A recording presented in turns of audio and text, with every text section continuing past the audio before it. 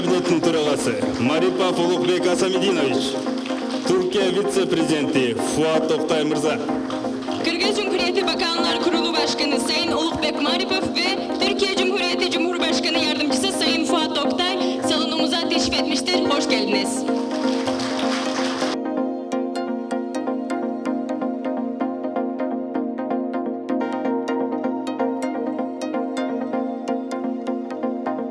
Hurmatlı konuklar, çındığında bugün bana Kırgızistan'ımız için haftan suyuştuğumun antiyeli hocamına.